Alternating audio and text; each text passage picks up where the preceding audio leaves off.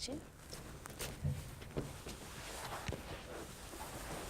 I remember when I was working in finance, and I had an experience that happened to me, and I remember thinking, if I speak up, I'm going to be the one who's fired.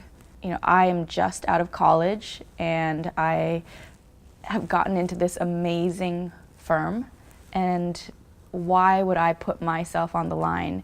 I had a similar experience. I mean, it was about 5 years ago, and it wasn't until I felt like he was a threat to my employment that I decided to report it. The HR representative provided me no blueprint for, next steps. There was no avenue for justice. It was essentially like, you can report this. I'm not preventing you from filing a formal complaint, but what I'm telling you is that if you file a formal complaint, you're essentially doing it at your own risk.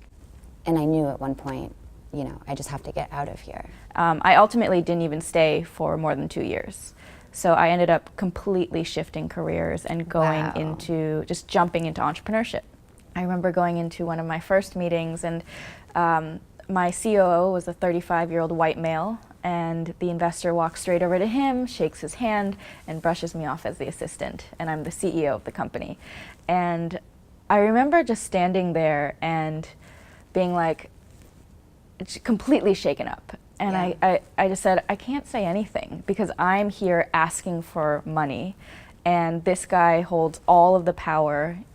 So let me just recompose myself and do my pitch. It's not even sometimes about these big, egregious stories we hear in the news. It's about the small paper cuts and the microaggressions that happen every single day. That's what really wears us down, because it's never anything we can talk about, because it's just, if you talk about it, it's like, oh, you're so overdramatic.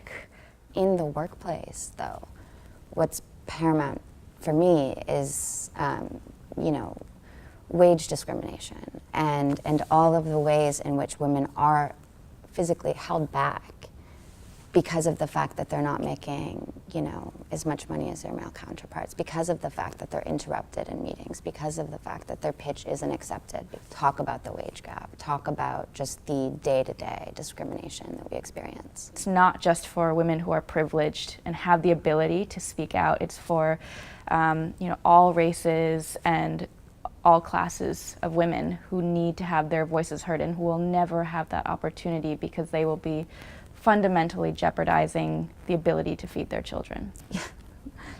Yeah.